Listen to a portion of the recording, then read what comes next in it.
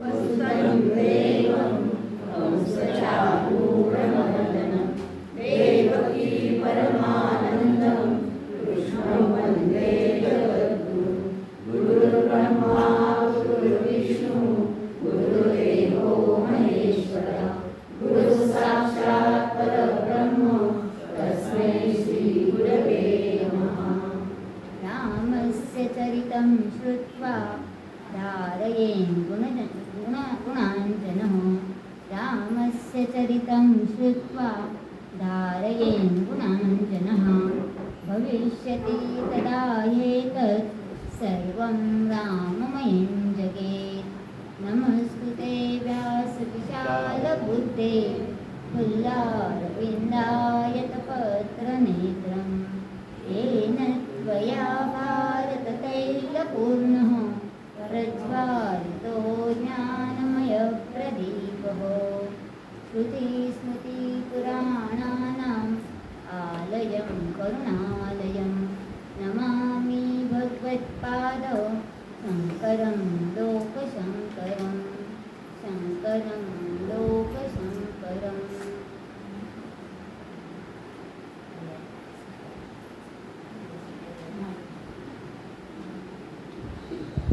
मागील रविवारपासून आपण अधिक मासानिमित्त श्री विष्णू सहस्रनाम स्तोत्र पठण आणि विवेचन वर्गाला प्रारंभ केला. बघता बघता 8 दिवस पूर्ण झालेले आहे आणि छान अशा चांगल्या एक आपल्याला क्रम लागलेला आहे, त्याची लय आपल्याला सापडलेली आहे आणि भगवत नामस्मरणाची ओढही आपल्याला लागलेली आहे. नामस्मरणाच्या महत्त्वासोबतच आपण आपल्या भारतीय संस्कृतीतील काही विशेष संकल्पनाही समजावून घेऊ. भारतीय संस्कृतीने आपल्याला दिलेली अमूल्य देणगी म्हणजे 4 पुरुषार्थ. त्या 4 पुरुषार्थांच्या खांबावर आपली भारतीय संस्कृती उभी आहे, आधारलेली आहे, म्हणून याला संस्कृतीचे आधारस्तंभ असं म्हटलेलं आहे.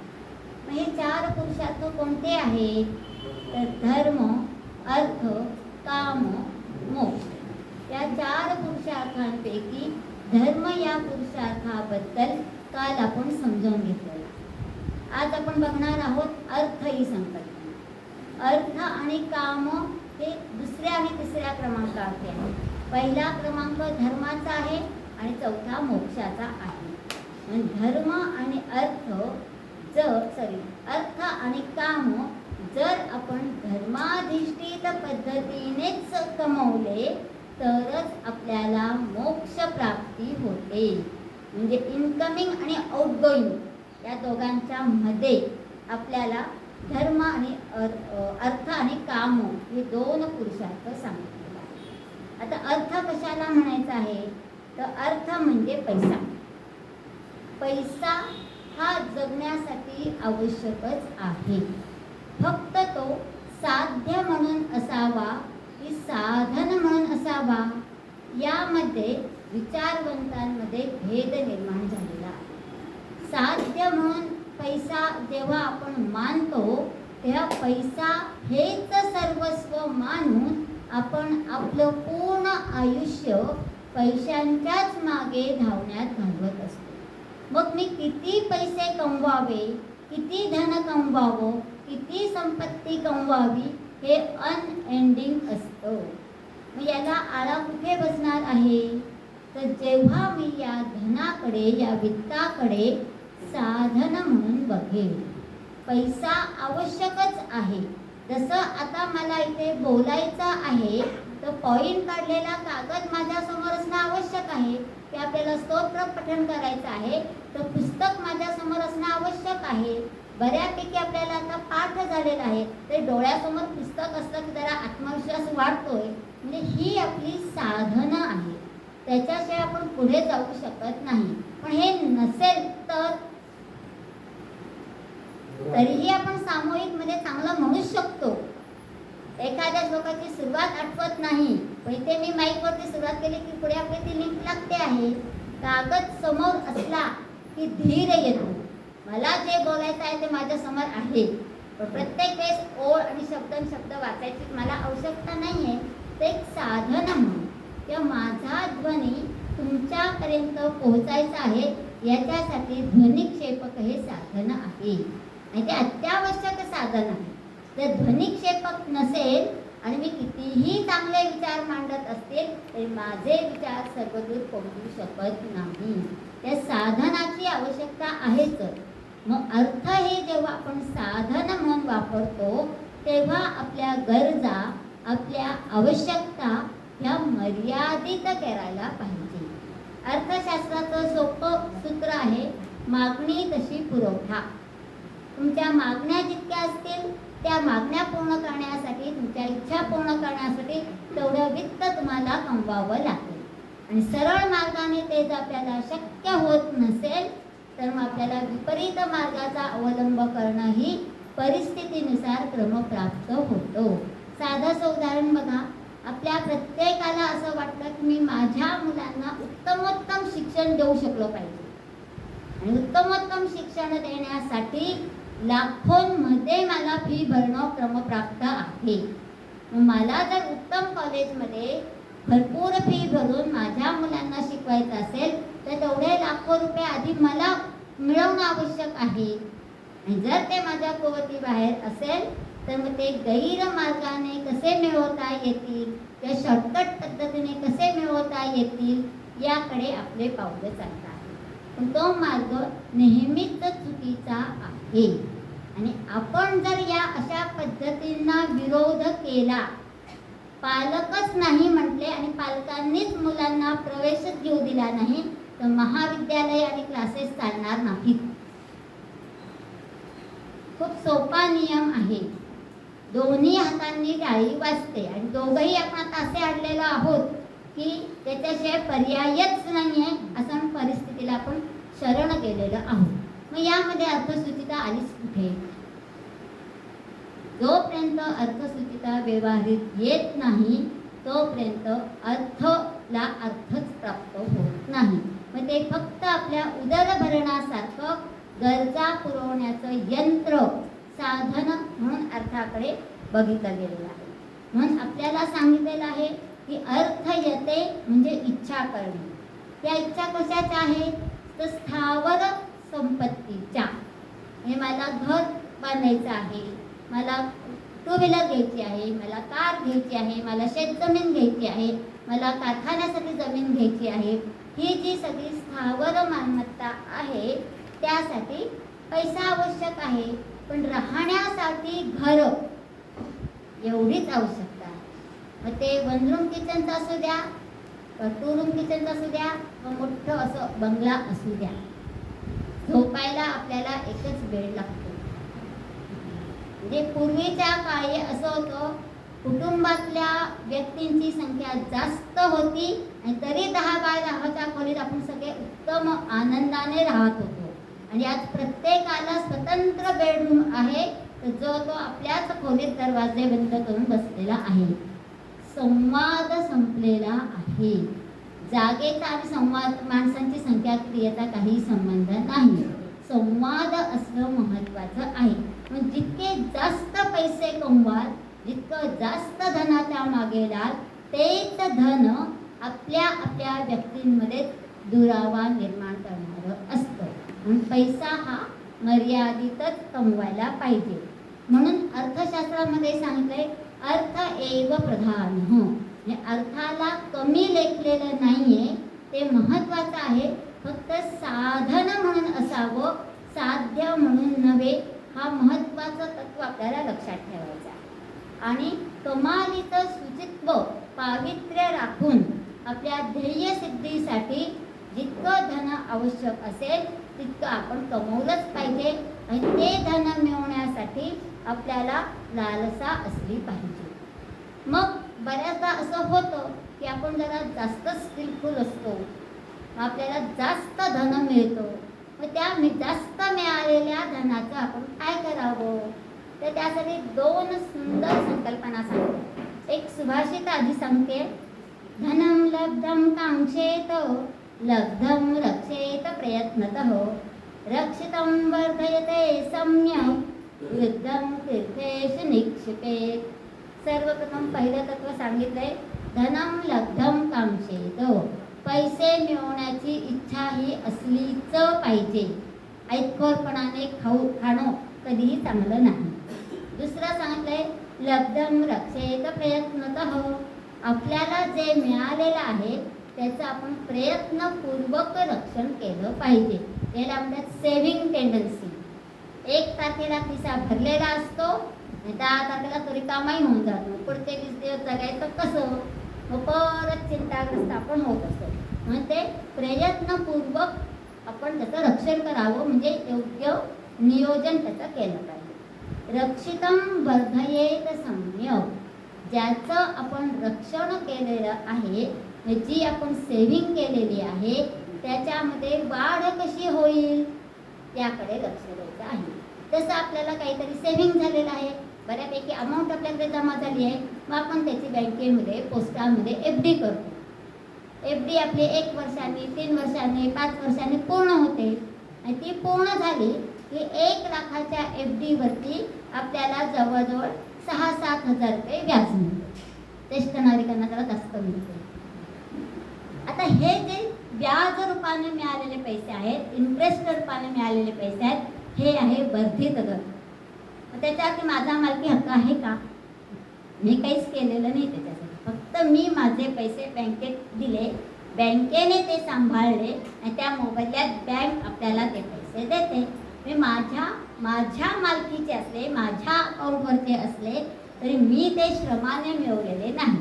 मग असं जे काही माझं वर्धित धन आहे, म्हणजे एक्स्ट्रा इन्कम आहे, त्याचं मी काय केलं पाहिजे? वृद्धं तीर्थेषु निक्षिपेत्.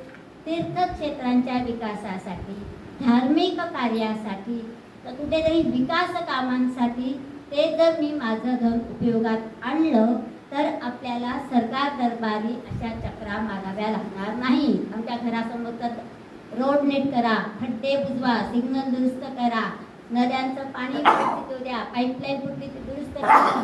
कामं आहेत, सरकारचीच कामं आहेत, पण प्रत्येक वेळेस सरकारकडनं ती होतील असं नाही आहे. तर जर त्याच्यात आपण श्रमदानाने काही काम केलं किंवा आपलाही काही आर्थिक वाटा त्याच्यामध्ये दिला तर ते होऊ शकतं. फक्त या सगळ्यामध्ये सावधानताही आवश्यक आहे. तुम्ही एखाद्या धार्मिक ठिकाणी आपण डोनेशन दिलेलं आहे, एखाद्या संस्थेला आपण डोनेशन दिलेलं आहे, तर ती संस्था त्याचा योग्य विनियोग करते आहे का, हेही तपासून पाहणं गरजेचं आहे. तुम्ही तुमच्या सद्भावनेने दिलेलं आहे. असं म्हणतात की दान दिलं की उजव्या हाताने दान दिलं तर ते डाव्या हाताला कळलं नाही पाहिजे. आपल्या बाजूने आपण चोख केलाय, पण त्याचा विनियोगही योग्य होण्यासाठी संपूर्ण समाज व्यवस्था शुद्ध असली पाहिजे.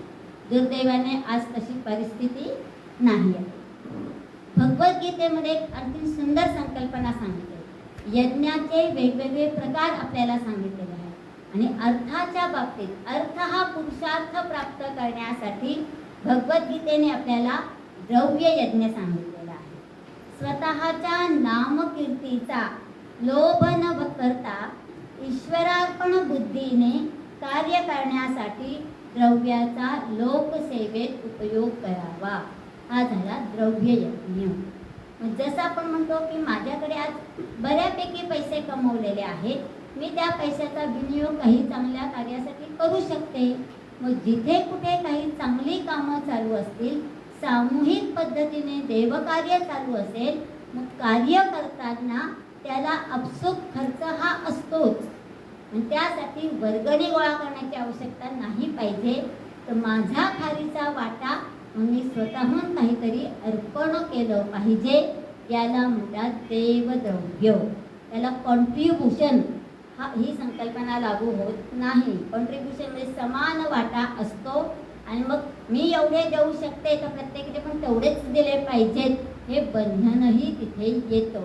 त्यापेक्षा माझी इच्छा आहे आणि मी इतके देऊ शकते, ते कळत न कळत देवाच्या नावाने ते द्रव्य आपण बाजूला ठेवलं की ते देवद्रव्य होतं आणि या देवद्रव्यातूनच पुढे आपल्याला मंदिरांमध्ये दक्षिणेची पेटी ही संकल्पना आलेली आहे. आता ती संकल्पनाच गुंडाळून ठेवलेली आहे, हा भाग सोडून. तर द्रव्य आपण कमवलं पाहिजे आणि ते कमवत असताना त्यातली अर्थसूचिता असणंही आवश्यक आहे. आणि अर्थसूचिता आणण्यासाठीच धर्माचं अधिष्ठान असणं खूप महत्त्वाचं आहे. या सगळ्या संकल्पना आपण समजून घेत आहोत, कारण वेगवेगळ्या नामांचे अर्थ जेव्हा आपण समजून घेतो आहोत त्यावेळेस या सगळ्या संकल्पनांचा संदर्भ आपल्याला ते माहिती असला पाहिजे. ते संदर्भच माहिती नसेल तर नावांची उकलही आपल्याला होऊ शकत नाही. आज आपण 8व्या श्लोकाचं विवेचन बघणार आहोत. 8वाच दिवस आहे आणि 8वाच श्लोकही आलेला आहे. ईशान प्राणद प्राणो ज्येष्ठ श्रेष्ठ प्रजापती हिरण्यगर्भो भूगर्भो माधवो मधुसूदन. काही पुस्तकांच्या श्लोकांचे जे क्रम दिले आहेत ते नंबर वेगवेगळे आहेत. म्हणजे प्रस्तावनेपासून ध्यानाचे श्लोक इथून काही नंबर दिलेले आहेत म्हणून नंबर वेगवेगळे असू शकतात. आपण यस्य स्मरण मात्रेण याला 1 नंबर दिला तर ओम विष्णू वषटकारो पासून आपला हा 8वा श्लोक आलेला आहे. आणि श्लोकाचा क्रमांक महत्त्वाचा नाही आहे, क्रमाने आलेली नावं आपल्याला जाणून घ्यायची आहे. या श्लोकामध्ये भगवंतांची 10 नावं आलेली आहेत, ज्यामध्ये सगुण आणि निर्गुण त्यांचा समन्वय आपल्याला सांगितलेला आहे. सगुण काय आहे, निर्गुण काय आहे, हे दोनही रूप आपण समजून घेतलेली आहे. 64वं नाम आपल्याला दिलेलं आहे ईशान.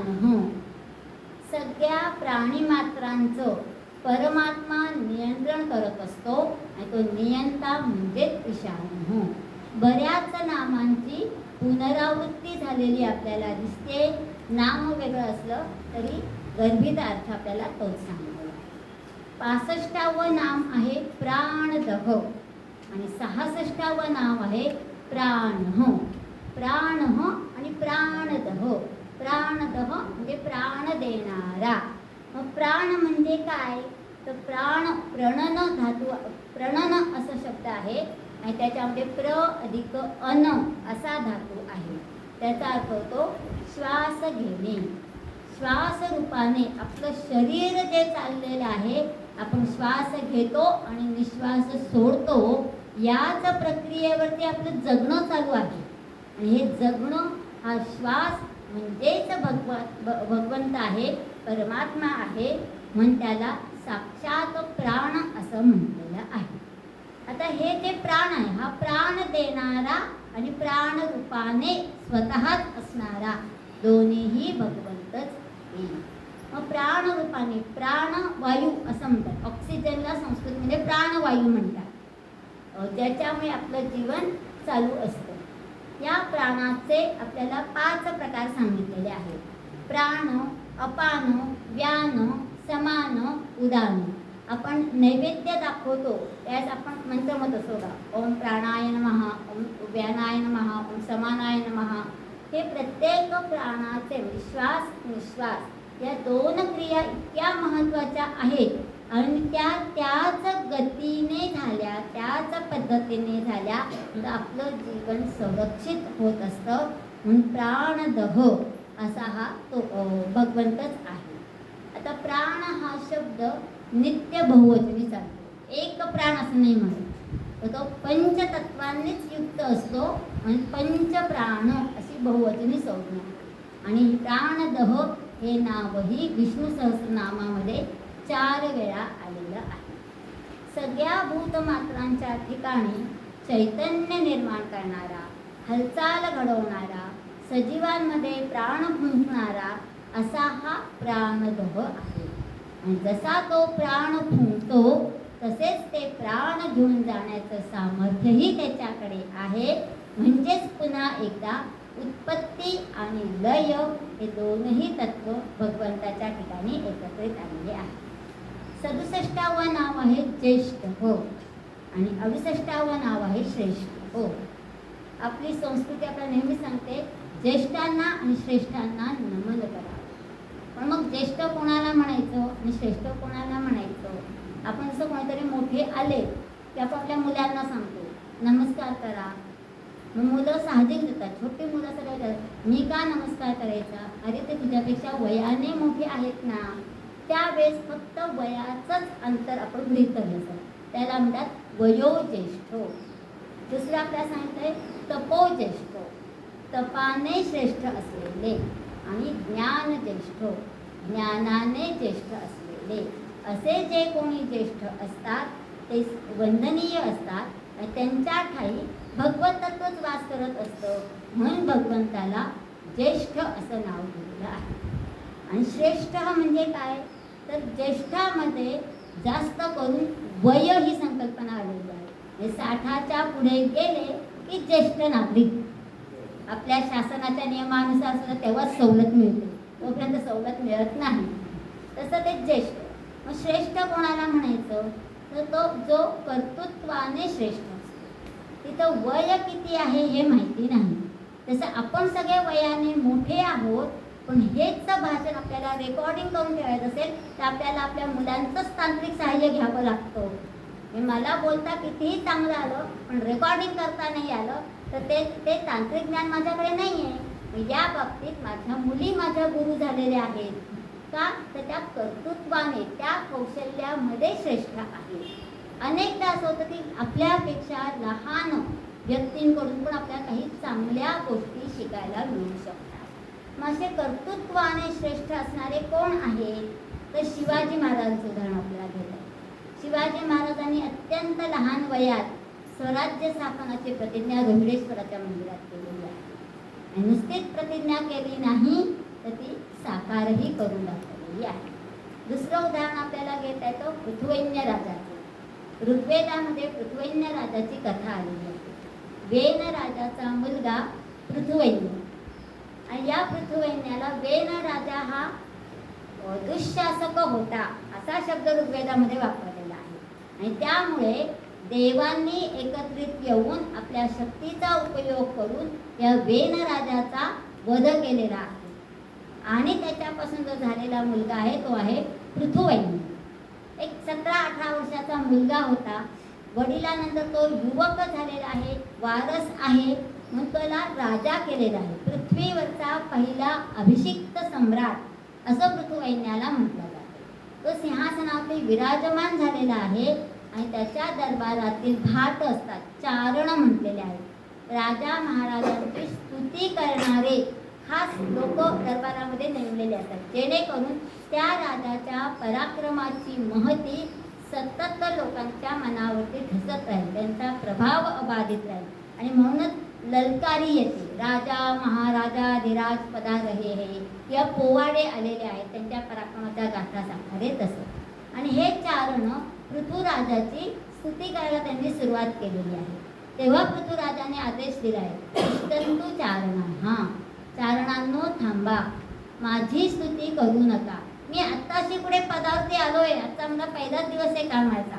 मी जर अजून काही कर्तृत्वच केलेलं नाही तर माझी स्तुती का बरं करतात. ईश्वरस्य एव स्पृहणीय हो, तुम्ही ईश्वराची स्तुती करणं योग्य आहे. याला म्हणतात कर्तृत्वाने श्रेष्ठ होणं.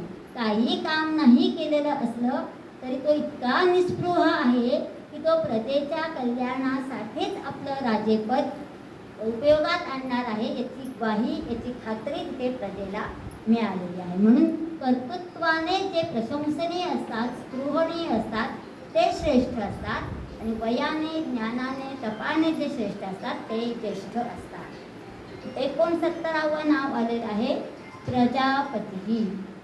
प्रजेचा पती, पती म्हणजे पालन करणारा, ज्याचा सर्व प्रजेवरती अधिकार आहे तो प्रजापती.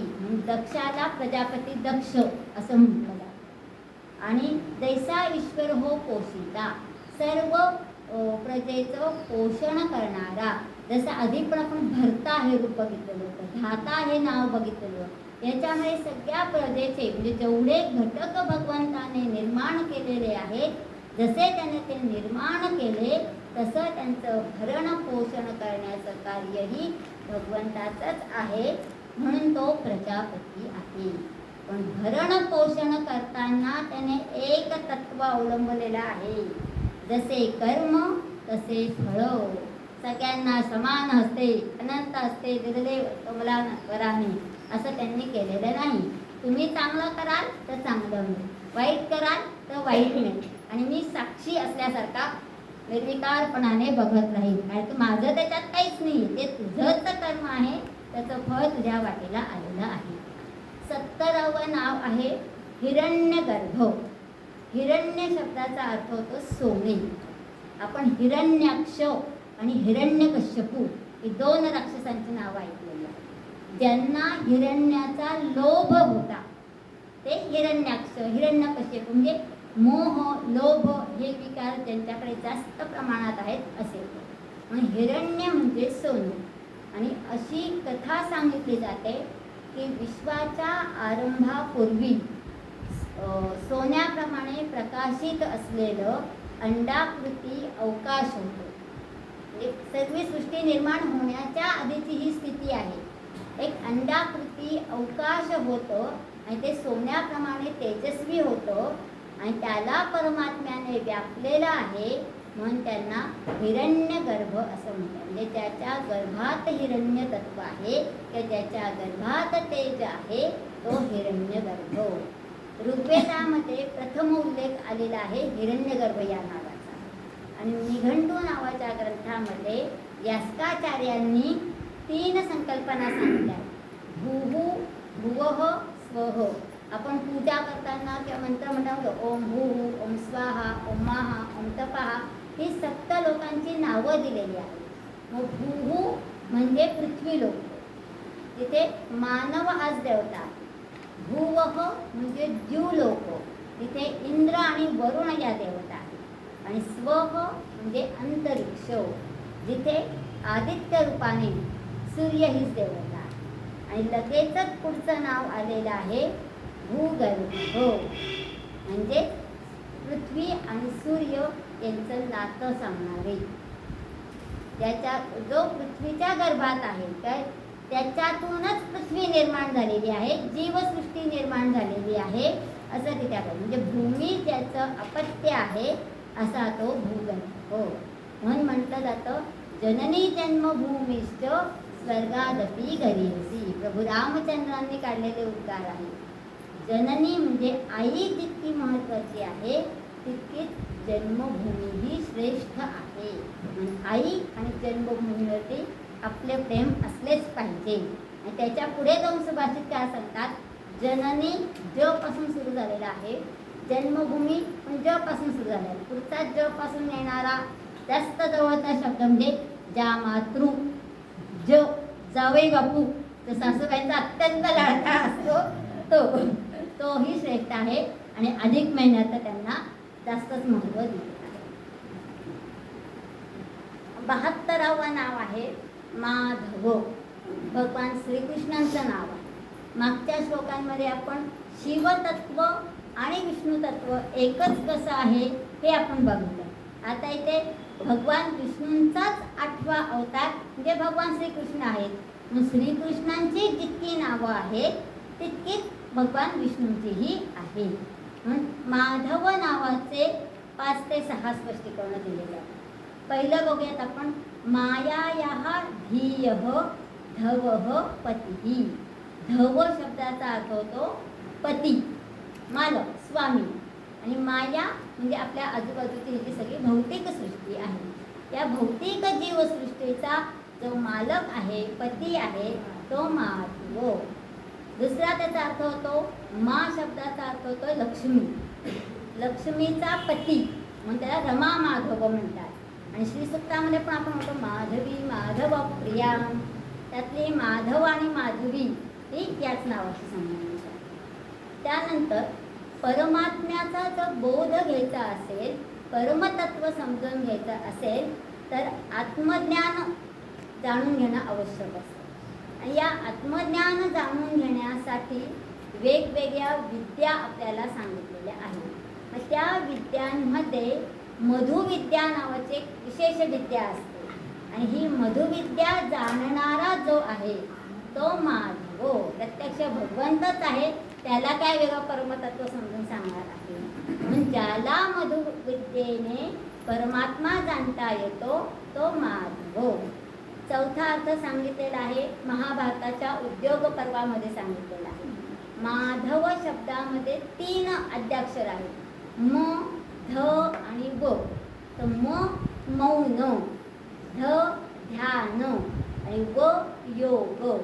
ज्याच्या ठाई मौन, ध्यान आणि योग हे तिघही एकत्रित येतात तो माधव.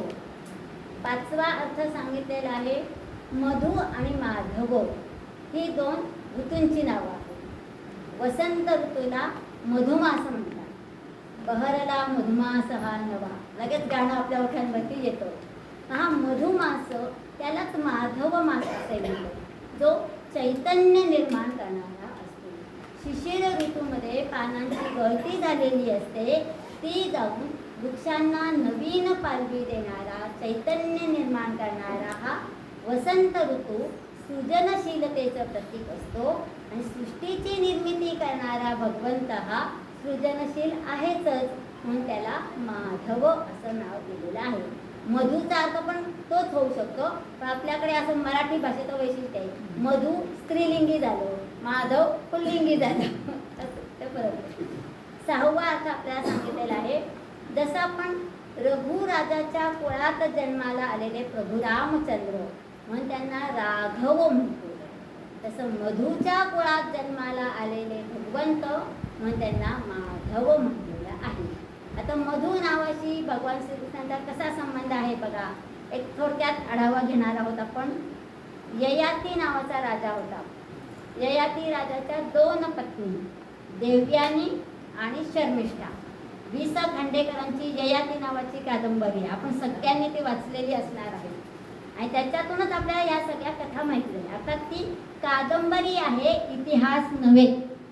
मग नंतर आता आपण मोठं झाल्यानंतर त्यातला इतिहासाचा शोध आपल्याला घ्यायचा.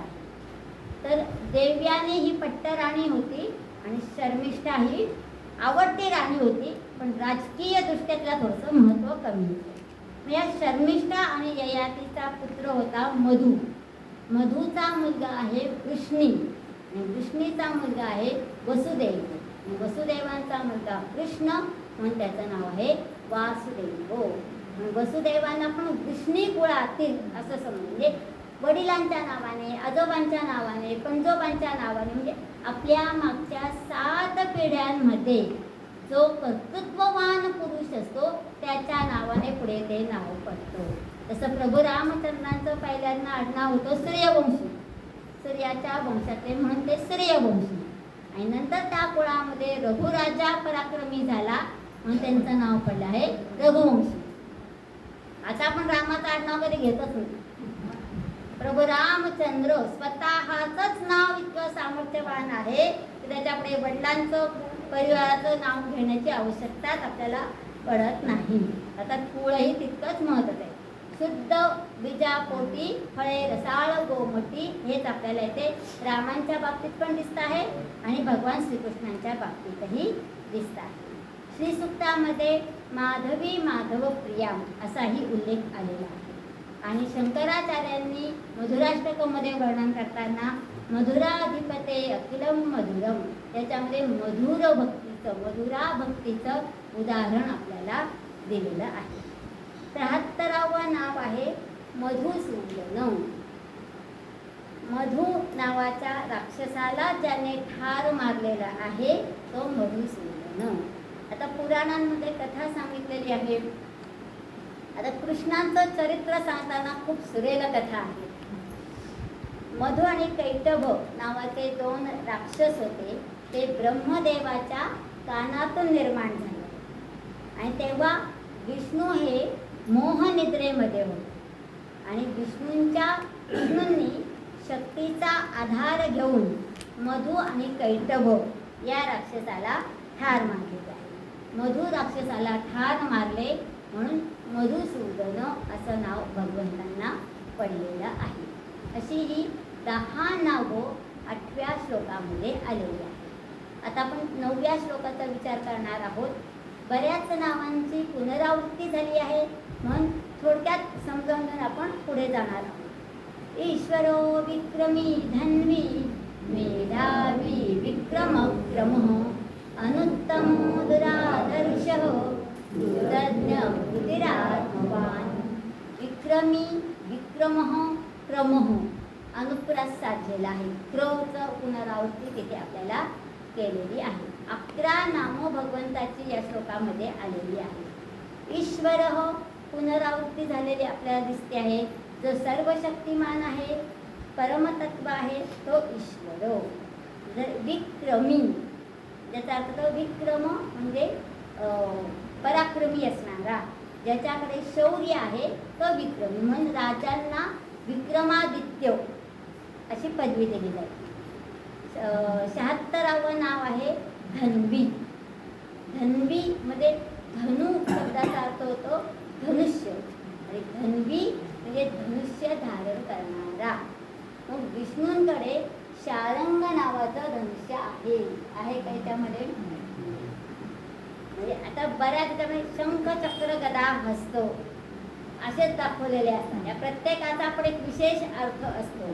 पण विष्णूंचं तत्व असं आहे की शक्य होईल तेवढं सामतत्वाने, सामंजस्याने विवाद सोडवून द्यायचे. आणि नाहीच काही झालं तर आपल्या माध्यमातून दुसऱ्या योग्य व्यक्तीला तिथपर्यंत पोचवायचं आणि ते भांडण सोडवून टाकायचं. या शक्तीचा आधार त्यांनी त्या ठिकाणी घेतलेला आहे. विष्णू स्वतः कुठेही शस्त्रास्त्र घेऊन लढायला गेलेले आपल्याला गोष्टींमध्ये तरी आढळत नाही. तरीही त्यांच्याकडे शारंग नावाचं धनुष्य होतं असं पुराणांमध्ये, विष्णू पुराणात वर्णन आलेलं आहे. आणि विष्णूंचा जो अवतार आहे प्रभू रामचंद्र, त्याला मात्र आपण कोदंडधारी, धनुष्य धारण करणाराच राम म्हणतो.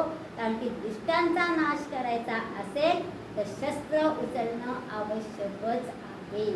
आणि म्हणून आता शिवकालीन शस्त्रविद्या, लाठीकाठी, हे जुडो, कराटे हे सगळं स्वसंरक्षणासाठी येणं आवश्यक आहे.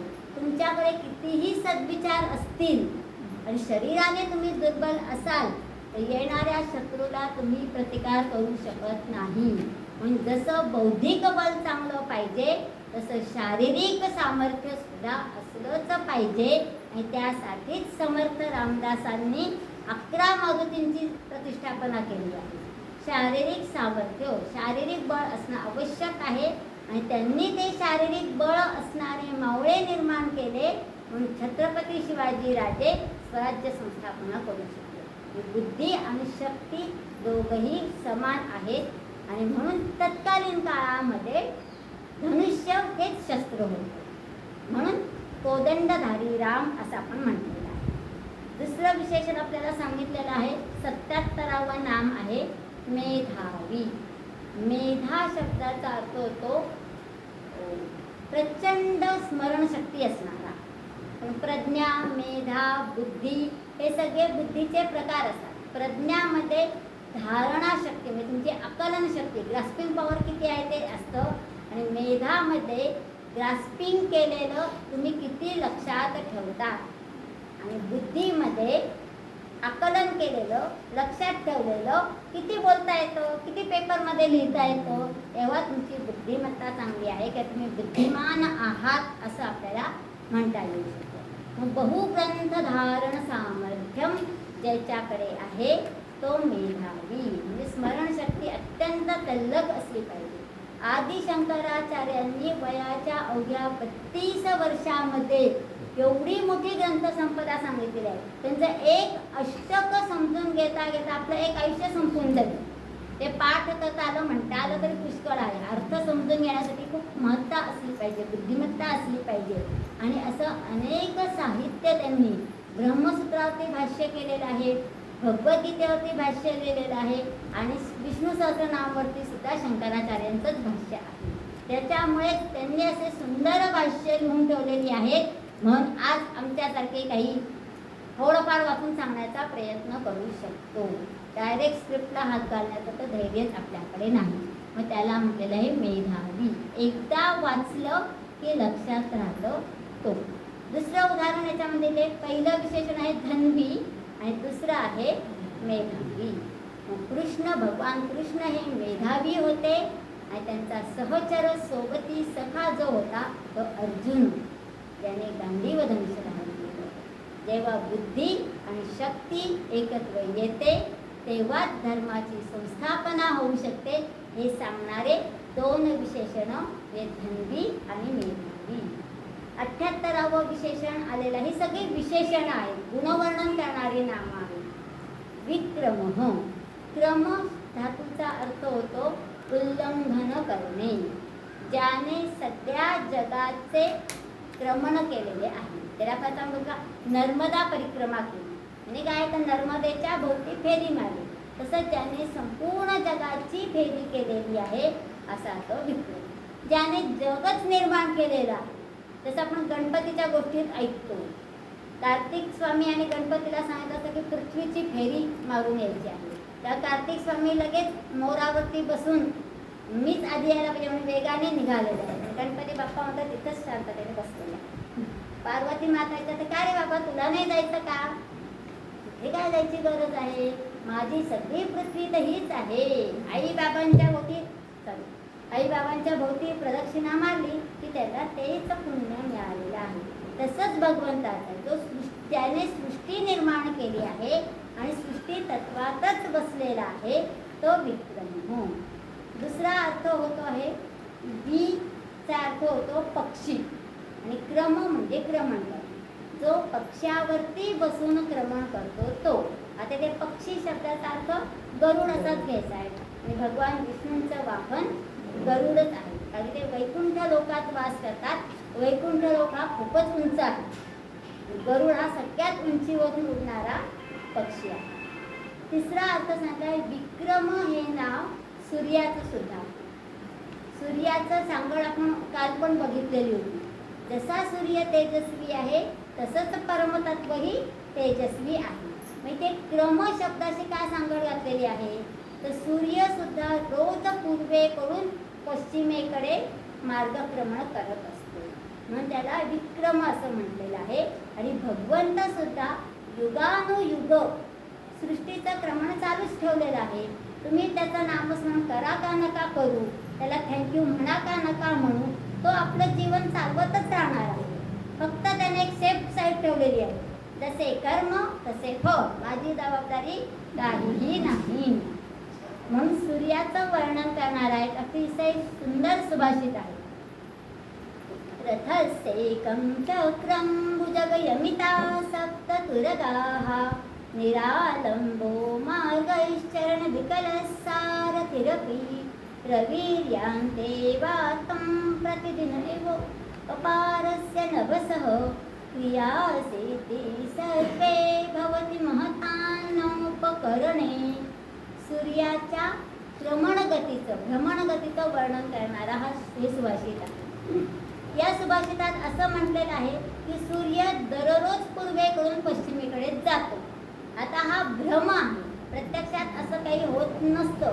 पृथ्वी सूर्याभोवती फिरते म्हणून तो आपल्याला भास होतो, त्याला भासमान गती असं भूगोलामध्ये म्हटलेलं आहे. पण या सूर्याच्या पुढे अनेक अडचणी असतात. ऋग्वेदामध्ये सूर्याचं जिथे वर्णन केलेलं आहे सूर्यसूक्तात, तर तिथे म्हटलेलं आहे की सूर्याच्या रथाला एकच चाक आहे. एरवी आपण 2 wheeler 3 wheeler 5 wheeler 6 wheeler 4 wheeler असं म्हणतो. पण एक चाक असलेला आपण बघतो का? सर्कशीत कुठेतरी एक चाकाची उंच लागली असलेली सायकल, पण ती चालवणारा पण तेवढाच कौशल्यवान असणं आवश्यक असतं. तसं सूर्याच्या रथाला एक चाक. सूर्याच्या रथाला 7 घोडे आहेत.